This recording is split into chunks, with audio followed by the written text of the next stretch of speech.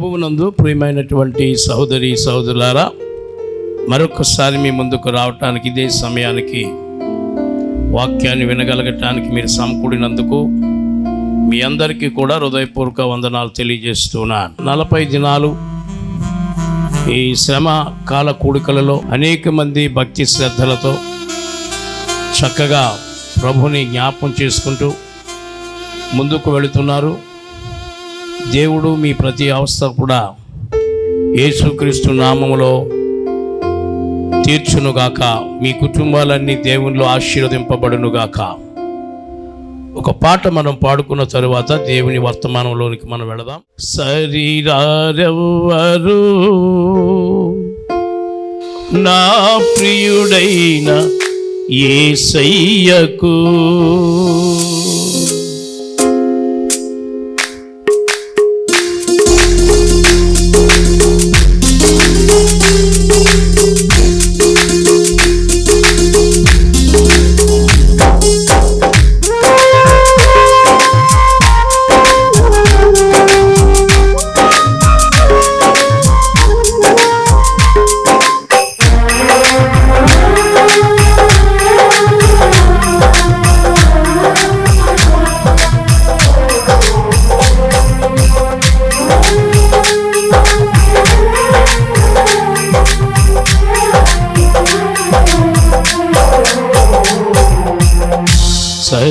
శరీరారెవ్వరు నా ప్రియుడైన యేసయ్యకు, శరీరారెవ్వరు నా ప్రియుడైన యేసయ్యకు, సర్వము నెరిగిన సర్వేశ్వరునికి, సరిహద్దులు లేని పరిశుద్ధునికి, సర్వము నెరిగిన సర్వేశ్వరునికి, సరిహద్దులు లేని పరిశుద్ధునికి, శరీరారెవ్వరు నా ప్రియుడైన యేసయ్యకు.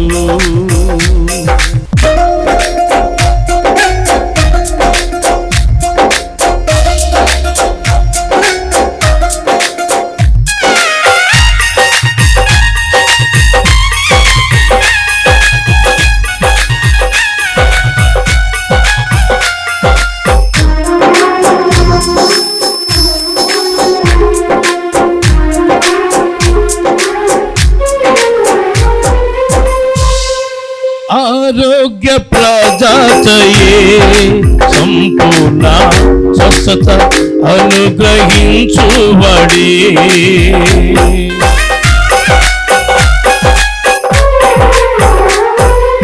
ఆరోగ్య ప్రదాతయే సంపూర్ణ స్వస్థత అనుగ్రహించుబడి, ఆశ్చర్య క్రియలు జీవితమంతా చేయుచు తిరిగినడే, ఆశ్చర్య క్రియలు జీవితమంతా చేయుచు తిరిగినడే, నాకై కొరడాల దెబ్బలను అనుభవించినడే, నాకై కొరడాల దెబ్బలను అనుభవించినడే,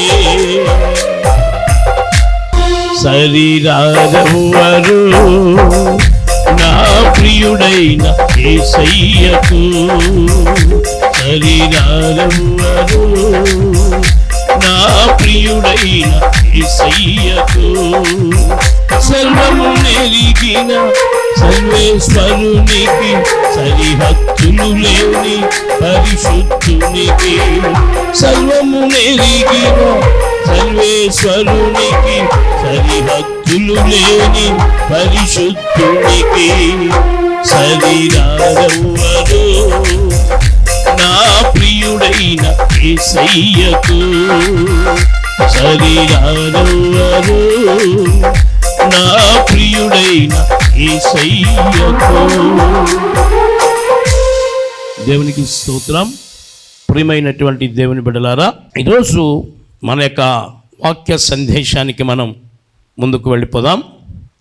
యేసుక్రీస్తు పాపము లేనివాడు అనుటకు సాక్ష్యాలు మనం విందాం.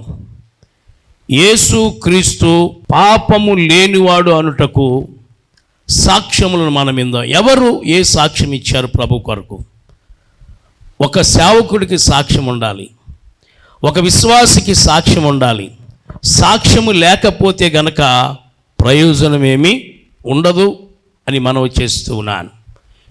యేసు ప్రభు వారు కూడా సాక్ష్యములు చెప్పినటువంటి వారిని మనం చూస్తే చాలా ఆశ్చర్యం కలుగుతూ ఉంటుంది. ఆయన ఎలాంటి వాడు, ఎవరు? ఆయన చెప్తూ ఉన్నాడు, నేను పరిశుద్ధుడును గనుక మీరును పరిశుద్ధులై ఉండు అని చెప్పి ప్రభు సెలవిస్తూ ఉన్నాడు.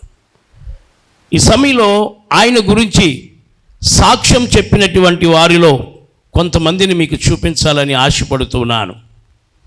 ఈ సమయంలో దేవుని మహాకృపను బట్టి యోహాను 19:14 మనం చూస్తే, యోహాను సువార్త 19వ అధ్యాయము 14వ వచన భాగంలో మనం చూస్తే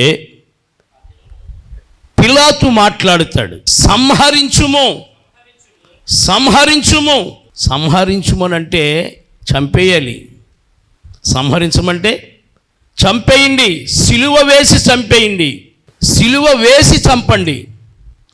సిలువ ఎందుకు వేయాలి? ఆ దినాల్లో పాపము చేసినటువంటి వ్యక్తిని సిలువ వేయాలి, పాపము చేసిన వ్యక్తిని. మరి ఈయన ఏ పాపము చేయలేదు, ఏ నేరము చేయనటువంటి వాడు, పరిశుద్ధుడు, ఏ తప్పు చేయనటువంటి వాడు, ఏ పొరపాటు కూడా చేయనటువంటి వాడు. ఆలోచన చేయవలసిందిగా మనవి చేస్తున్నాను. ఏ నేరములు చేయలే, ఏ తప్పు చేయలే. పిలాతు దగ్గరికి తీసుకొచ్చారు. పిలాతు దగ్గరికి తీసుకొచ్చేసరికి ఆయన పరిస్థితి ఎలా ఉంది అని ఆలోచన చేస్తే జనసమూహం అంతా కూడా ఏకమైపోయారు, కేకలు వేస్తూ ఉన్నారు, సిలువ వేయండి, సిలువ వేయండి, సిలువ వేయండి అని. ఏం తప్పు చేశాడని, ఏం నేరం చేసేవాడి. నేరస్తుడికైతే శిక్ష వేస్తారు, అది సబబే. తప్పు చేసిన వాడికి శిక్ష వేస్తారు, అది సబబే. ఈయన ఏ నేరము చేయలేదు, ఏ నేరము కూడా చేయకుండగా ఈయన నీతిమంతుడిగా పరిశుద్ధుడిగా ఆయన కనబడుతూ ఉన్నాడు. పిలాతు దగ్గర తీసుకొచ్చారు, యూదుల అధికారి దగ్గరికి. పిలాతు ఏం చెప్తే అదే నెరవేరుతుంది. కానీ లేఖనముల ప్రకారం యేసు ప్రభు మన కొరకు చనిపోవాలి. మత్స్యము కడుపులో, తిమ్మంగళము కడుపులో యోనా ఎలాగైతే 3 రాత్రింబగళ్ళు ఉన్నాడో, మనుష్య కుమారుడు కూడా చనిపోయి అతడు పాపుల చేతికి అప్పగించబడి సిలువ వేయబడతాడు, ఆయన మరణిస్తాడు. భూగర్భములో 3 రాత్రింబగళ్ళు ఉంటాడు. అది నెరవేరాలి. ఎందుకు వచ్చాడు లోకానికంటే, లోక పాపములను మోసుకొని పోవు దేవుని గొర్రెపిల్ల. పాపములకు నిష్కృతి కలగటానికి పాత నిబంధన గ్రంథములో మనం చూస్తే గొర్రెలు, మేకలు, ఎద్దులు ఇవి అర్పించేవారు. ఒక యాజకుడు ఉండేవాడు. ఆ యాజకుడి దగ్గరికి వెళ్ళి, అయ్యా పలానా పొరపాటు నేను చేశాను, ఇదిగో ఎద్దును తీసుకొచ్చాను అనగానే దాని మీద చేతులుంచి చేసిన పొరపాటుకు తగినటువంటి ప్రతిఫలము, అంటే ఆ పొరపాటు సరిదిద్దుకుంటానికి, పరిశుద్ధుడిగా ఉండటానికి అతడు దానిని అర్పించేవాడు దేవునికి. తర్వాత వాడు వెళ్ళిపోయేవాడు. మరలా 2వ రోజు తప్పు చేస్తే మరలా ఎద్దుని తీసుకురావలసిందే, లేకపోతే గొర్రె, లేకపోతే గొవ్వలు, ఇలాగా. మరి ఎద్దు కొనాలంటే ఇప్పుడు ఎంత? చాలా ఖరీదు. గొర్రెను కొనాలంటే చాలా ఖరీదు. ఒక రోజు తప్పు చేసి 2వ రోజు తప్పు చేసి, ఏ రోజు తప్పు చేసి ఆ రోజు తీసుకురావలసిందే. అయితే యేసు ప్రభు రావటం వల్ల మనకి క్షేమము కలిగింది. యేసు ప్రభు రావటం వల్ల మనకు మేలు కలిగింది. ఒకేసారి శిలువ మరణము ద్వారా అడ్డుగోడను తొలగించటానికి, అడ్డు లేకుండా బాహాటముగా ఆయన సన్నిధికి వచ్చి ఆయన సన్నిధిలో ప్రార్థించుకుని పరలోక రాజ్యం వెళ్ళటానికి ఆయన ఒక నిచ్చెనై ఉన్నాడు, ఒక మార్గదర్శి అయి ఉన్నాడు. ఆయన అంటాడు, నేనే మార్గమును, నేనే సత్యమును, జీవమునై ఉన్నాను అని చెప్పి తెలియజేస్తాడు. యేసు ప్రభు ద్వారా పరలోకం వెళ్ళాలి తప్ప పాస్టర్ గారి ద్వారా లేకపోతే నా ద్వారా వెళ్ళటం కుదరదు.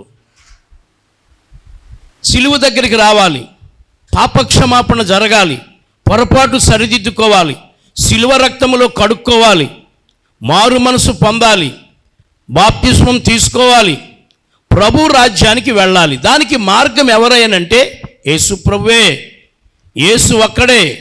ఎందుకు అలా చెప్తున్నారనంటే అవతల వైపు ఒకడు, యువతల వైపు ఒకడు, అనగా ఎడమవైపు కుడివైపున ఇద్దరు దొంగలు వేలాడుతూ ఉన్నారు. ఈ ఇద్దరు దొంగలు వేలాడుతున్నట్టు ఈ సమయంలో ఎడమ చేతి వైపున్న దొంగ అంటున్నాడు, నువ్వు దేవుని కుమారుడు అయితే నువ్వు దిగి రక్షించవయ్యా అని అంటాడు.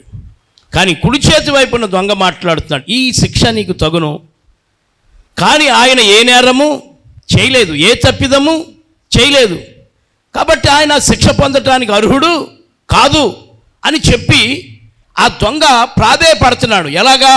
అప్పటికే యేసు ప్రభు శిరస్సు మీద ముళ్ళ కిరీటం ఉంది, యేసు ప్రభు ముఖం మీద ఉమ్ములు పూశారు, ఆ శిరస్సు ముళ్ళతో గుచ్చపడింది కాబట్టి చూడలేని వాడైపోయాడు. 10,000 మందిలో పోల్చదగినటువంటి యేసు ఎవరి గురించి? నీ గురించి, నా గురించి. లోక పాపములను మోసుకొని పోవు దేవుని గొర్రెపిల్ల. ఆ గొర్రెపిల్ల యొక్క జీవితాన్ని మనం ఒకసారి చూడాలి. ఈ శ్రమల దినాల్లో జ్ఞాపం చేసుకోవాలి. మనందరి పాపములు ఆయన మీద మోపబడి ఉన్నవి, మనందరి దోషములు ఆయన మీద మోపబడి ఉన్నవి. మనలను పవిత్రులుగా చేసి, పరిశుద్ధులుగా చేసి, పరలోక రాజ్య వారసులుగా చేయటానికి, నిత్య ఆనందమైనటువంటి రాజ్యములో ఉంచటానికి ఆయన ఇష్టపడి ఈ లోకానికి తండ్రి చిత్త ప్రకారం వచ్చాడు. తండ్రి వెళ్ళమన్నాడు, నువ్వు వెళతావనంటే నేను వెళతానన్నాడు. మరి శ్రమలు ఉంటాయి, ఎస్. నువ్వు నాకు ఉండగా నాకేంటి తండ్రి? నువ్వు నన్ను రక్షించేవాడు నువ్వు ఉండగా, నన్ను కాపాడేవాడు నువ్వు ఉండగా, తండ్రికి విధేయుడై తండ్రి మాట జవదాటకుండగా తండ్రికి నువ్వు మరణిస్తావు. ఎస్, మరణించినా నువ్వు నన్ను లేపగల సమర్థుడు. పాతాళంలో నేను కూర్చున్నా నువ్వు నన్ను తీసుకురాగల సమర్థుడు నువ్వు ఉండగా తండ్రి నాకేంటి? పరలోకమందు ఆ తండ్రి మీద ఆధారపడి నడుస్తున్నాడు. ఈరోజు ఎంతమంది పిల్లలు తండ్రికి లోబడుతున్నారు. నువ్వు దీర్ఘాయుష్మంతుడు వగినట్లు నీ తల్లిని తండ్రిని సన్మానించుమని చెప్తాడు. కాబట్టి ఎందుకు ఈ మాటనంటే యేసు ప్రభు వారికి భూమి మీద పాపములు క్షమించుటకు అధికారం ఉంది. అందుకే ఆ దొంగ పశ్చాత్తాపడగానే అన్నాడు, నువ్వు నేడే నాతో పరదేశులో ఉందువు అని అన్నాడు. పరదేశులో ఉందువు అని అన్నాడు. రేపు ఎల్లుండనలే, నేడే నీవు నాతో కూడా పరదేశం. వాడు పశ్చాత్తాపడ్డాడు. నీ రాజ్యముతో పాటు వచ్చినప్పుడు నీవు నన్ను జ్ఞాపకము చేసుకో అని చెప్పి తెలియజేశాడు. వాడికి ఆ పరలోక రాజ్య వారసుడిగా ఉండటానికి చక్కటి మార్గం దొరికింది. అంటే సిలువ మరణము ద్వారా ఆయన వెళ్ళటానికి మార్గమై ఉన్నాడని మాటకి ఈ విషయాన్ని చెప్పడం జరిగింది. పిలాతు దగ్గరికి తీసుకొచ్చారు, తప్పు చేసిన వాడిగా ఆయన నిలబడ్డాడు. ఈ పిలాతు అంటాడు, ఏమంటాడు ఆయన గురించి? ఆయన యందు ఏ దోషము నాకు కనబడలేదు. ఏం కనబడలేదు? ఏ దోషము కూడా కనబడలేదు నాకు. ఏ దోషము లేదు ఆయనలో. హల్లెలూయా. ఏ పాపము లేదో, పరిశుద్ధుడు, నీతిమంతుడు, నిష్కల్మషుడు, పాపులలో చేరక ప్రత్యేకించబడినటువంటి వ్యక్తి. సిలువ వేసి చంపేయండి, సంహరించండి కేకలేస్తున్నారు. అంత తప్పేమీ చేయలేదు కదా. ఆయన అడుగుతాడు, నువ్వు యూదుల రాజువా అని అడుగుతాడు. నీవన్నట్టే యూదుల రాజు. గమనించినట్లయితే మనుషులందరూ ఒక రాజుగా చేస్తారు, ఒకరిని మరలా ఇంకొకరిని రాజుగా చేస్తారు. ఈ రాజు మార్పు చెందే రాజు కాదు. ఈ రాజు రాజుగానే పుట్టాడు. రాజులకు రాజును, ప్రభువులకు ప్రభువును అని ఆయన వస్త్రము మీదను తొడ మీదను రాయబడిందంట. మంత్రసాని చూసింది. రాజుగా పుట్టినవాడు, నిర్దోషి, పాపులలో చేరక ప్రత్యేకించబడినటువంటి వ్యక్తి. పిలాతు అంటున్నాడు, మాట్లాడుతూ ఉన్నాడు. గమనించినట్లయితే ఆయన యందు ఏ దోషము నాకు, ప్రభు అంటాడు, నా యందు పాపమున్నదని మీలో ఎవడు స్థాపించగలడు? పరిశుద్ధుడు, నీతిమంతుడు, మనందరి పాపముల నిమిత్తమై మన శ్రమలను ఆయన మోయటానికి భరించటానికి ఈ లోకానికి వచ్చాడు. పిలాతు సాక్ష్యం చెప్తున్నాడు, ఈయన యందు ఏ దోషము నాకు కానరాలేదు అని చెప్పి తెలియజేస్తూ ఉన్నాడు. రెండో మాటను మనం చూస్తే గనక పిలాతు భార్య మాట్లాడుతుంది. మత్తయి సువార్త 27వ అధ్యాయం 19వ వచనం. పిలాతు భార్య కూడా చెప్తా ఉంది. పిలాతు భార్య కూడా యేసు ప్రభు గురించి కలగందట. ఏం కంది? కలలో. ఆ కలగని తరువాత భర్త దగ్గరికి వచ్చింది. పిలాతు దగ్గరికి వచ్చి పిలాతుతో మాట్లాడుతూ ఉంది. ఏం మాట్లాడుతూ ఉంది పిలాతు భార్య అంటే, అతడు న్యాయపీఠము మీద అతడు ఏమంటే అది జరుగుతుంది. కానీ యేసు ప్రభు మరణించాలి, యేసు ప్రభు పాపుల చేతికి అప్పగించబడాలి, కొరడా దెబ్బలు తినాలి, చెంపలు నిమిరించుకోవాలి, పిడిగుద్దులు తినాలి, నీతి యావత్తు ఈ విధముగా జరగాలి. నీ గురించి ఎవరయ్యా దెబ్బలు తినేది? నీ గురించి ఎవరయ్యా శ్రమ పడేది? లోక పాపములు మోసుకుని పోవు దేవుని మనందరి పాపములు ఆయన మోయటానికి వచ్చాడు. కాబట్టి పీఠము మీద కూర్చున్నప్పుడట పిలాతు భార్య దగ్గరికి వచ్చింది. వచ్చి ఆ పీఠ మీద కూర్చున్న ఆయనకి ఏం చెప్తుంది యేసు ప్రభు గురించి? ఏం మాట్లాడుతుందో తెలిసినా? అతని భార్య నీవు ఎవరంట? బా, వండర్ఫుల్ వరల్డ్. ఆ నీతిమంతుని జోలికి నీవు నీతిమంతుడు. నీతిమంతుడు లేడు, ఒక్కడును లేడు. ఆ ఒక్కడు ఎవరో తెలుసా? నా యేసు. యేసు ప్రభు నీతిమంతుడు, పరిశుద్ధుడు, పాపము లేనివాడు. ఆయన నీ కొరకు దిగొచ్చాడు. ఆయన నీ కొరకు నిన్ను రక్షించి నిన్ను ఈ లోకము నుంచి పరలోక రాజ్య వారసుడిగా చేయటానికి ఆయన ఈ లోకానికి వచ్చాడు. పిలాతు భార్య భర్తతో చెప్తా ఉంది, ఆ నీతిమంతుని జోలికి నీవు పోవద్దని చెప్తా ఉంది. భర్తకి చెప్తా ఉంది, భర్తతో మాట్లాడుతూ ఉంది. అతడు నీతిమంతుడయ్యా, నేను కలగన్నాను, కాబట్టి ఆ నీతిమంతుని జోలికి నువ్వు పోవటానికి వీలు. యేసు ప్రభు గురించి పిలాతు భార్య సాక్ష్యం చెప్తా ఉంది. బా, ఎంత మంచి మాట. ఈరోజు నీకు నాకు సాక్ష్యం ఉందా? సేవ గురించి సాక్ష్యం ఉందా? నీ నడవడిక గురించి సాక్ష్యం ఉందా? నువ్వు చేసే పనిని బట్టి నీకు సాక్ష్యం ఉందా? ఈరోజు ఏమండి, క్రీస్తు సాక్షిగా మనం బ్రతకాలి. క్రీస్తు ప్రభు యొక్క సాక్షిగా మనం ఏం చేయాలి? జీవించాలి. క్రీస్తుకు పిల్లలము గనుక, క్రీస్తు ప్రభు యొక్క మనం బిడలం గనుక, క్రీస్తు రక్తములో మనం కడగబడ్డాం గనుక, క్రీస్తు ప్రభు యొక్క రక్తములో మనము శుద్ధి చేయబడ్డాం గనుక, పాపక్షమాపణ మనం పొందాం గనుక, మనము పరిశుద్ధులంగా ఉండటానికి ఆయన మనకు మాదిరి ఉంచి వెళ్ళాడు. ఆయన పరిశుద్ధులుగా ఉండట. ఆయన పరిశుద్ధుడు. ఆయన నమ్ముకున్న బిడ్డలం కూడా మనము పరిశుద్ధులమే. కాబట్టి ఆయన అడుగు జాడలు ఉంచాడు. అడుగు జాడల్లో నడుచుకుంటూ మనం వెళ్ళాలి. క్రీస్తు ప్రభునకు వలె ఆయన స్వారూప్యంలోనికి మనం మారాలి. ఓ క్రైస్తవుడా, ప్రభువుని నమ్ముకున్నాను అని అంటే సరిపోదు, క్రియలు కావాలి. ఎవడైనను నన్ను వెంబడించగోరిన ఎడల తన్ను తాను ఉపేక్షించుకుని తన సిలువను ఎత్తుకుని నన్ను వెంబడించాలని చెప్పి తెలియజేస్తూ ఉన్నాడు. శ్రమలు, కష్టాలు, ఇరుకులు వస్తాయి, ఇబ్బందులు వస్తాయి.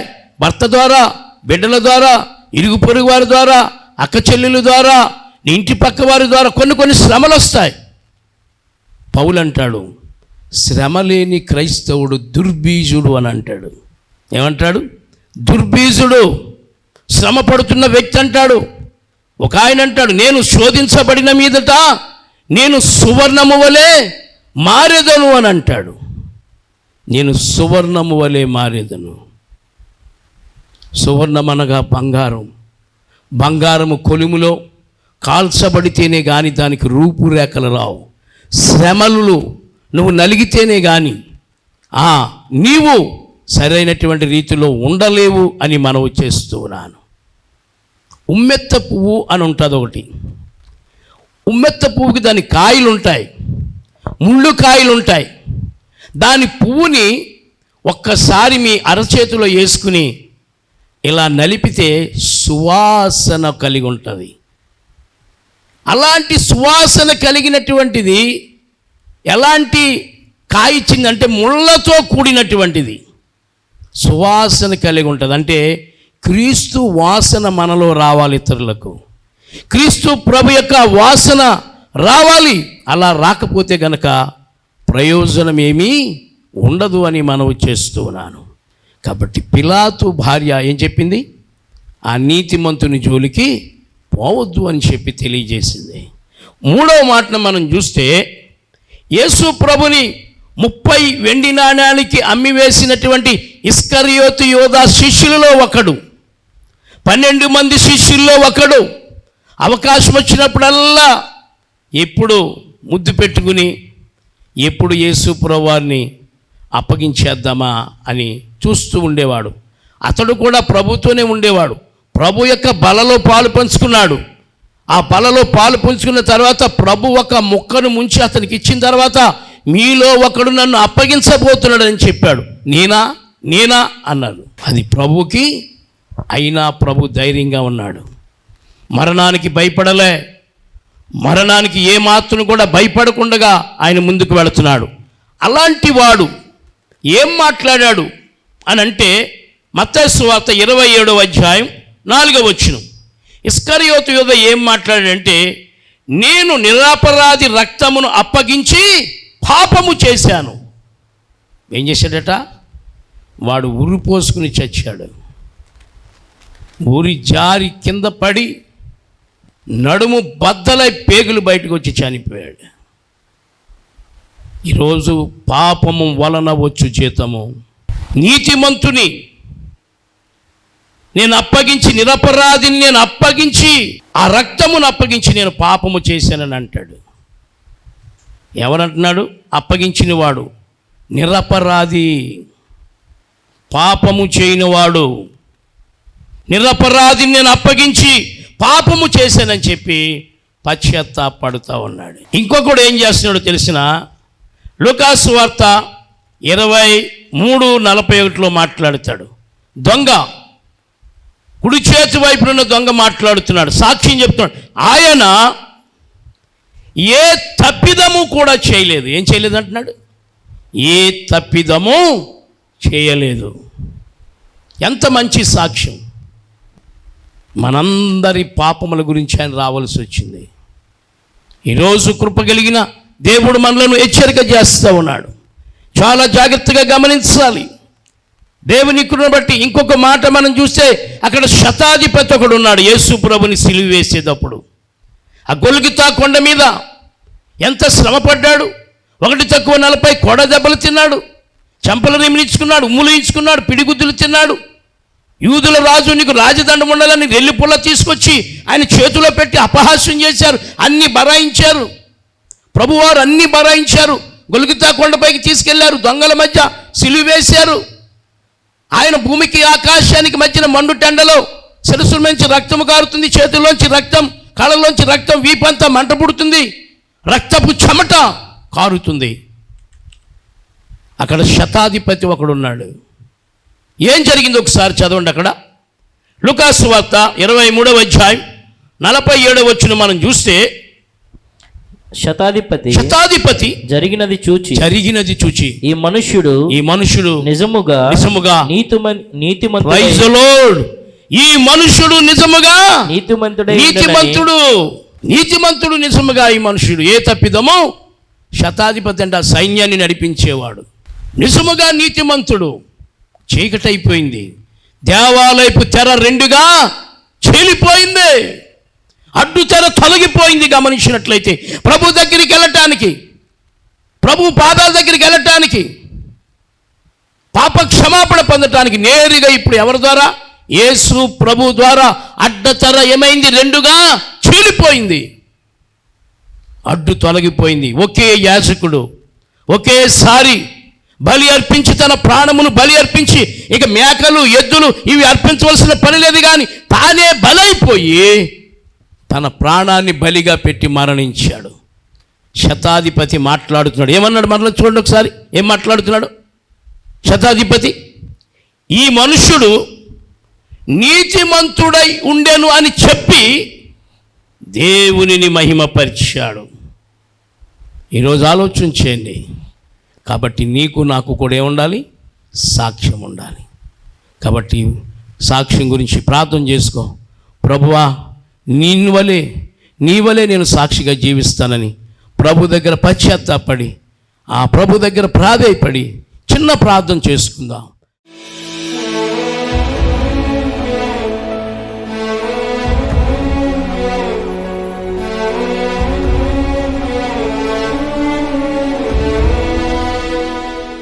దయామయుడైన తండ్రి, పరిశుద్ధుడా, నువ్వు నీతిమంతుడివై ఉండి మా పాపముల నిమిత్తమై ఈ లోకానికి వచ్చి ప్రభువా మంచి సాక్ష్యం పొందావు నాయన. మేము కూడా సాక్ష్యం పొంది నీ కొరకు మేము సాక్షులుగా ఉండగలిగేటట్లుగా నీవు మాకు సహాయం చేస్తున్నావు. ఈ వాక్యాన్ని విన్నటువంటి బిడ్డల్లో కార్యసిద్ధి కలిగి చేస్తున్నావు. ఎంతమంది అయితే నీ పాదాల దగ్గర మొరపెట్టుకుంటున్నారో ఈ 40 దినాల్లో వారికి మీరు కనబడండి, వారి హృదయ నేత్రాలు తెరవండి దేవా. వారికి కనబడి వారిని బలపరచండి, వారికి నెమ్మది దయచేయండి, వారి గృహాల్లో సమాధానము దయచేయండి. నీ శిలువ రక్తము వారి మీద ప్రోక్షించి ఇంకా నువ్వు నామకార్థ జీవితంలో ఉంటే యేసు నామములో వారికి కావలసినటువంటి రక్షణ, మారుమనసు దయచేయండి. వారి జీవితంలో సంతోషాన్ని మీరు అనుగ్రహించి నీ కృపా కనికరాన్ని ఆ కుటుంబాల ఎడల, బిడ్డల ఎడల చూపి వారిని రక్షించుకుని నీ కొరకు సాక్షులుగా నీ గురించి సాక్ష్యం ఇచ్చేవారుగా ఉండటానికి సహాయమును చేయమని, బలపరచమని యేసుక్రీస్తు నామములో ప్రార్థించి వేడుకొనుచున్నాము తండ్రి. ఆమేన్. తండ్రి, కుమార, పరిశుద్ధాత్మ త్రియేక దేవుని దీవెన ఆశీర్వాదం కూడి ఉన్న బిడ్డలకు, వాక్యాన్ని విన్న బిడ్డలకు తోడైండును గాక. ఆమేన్. God bless you.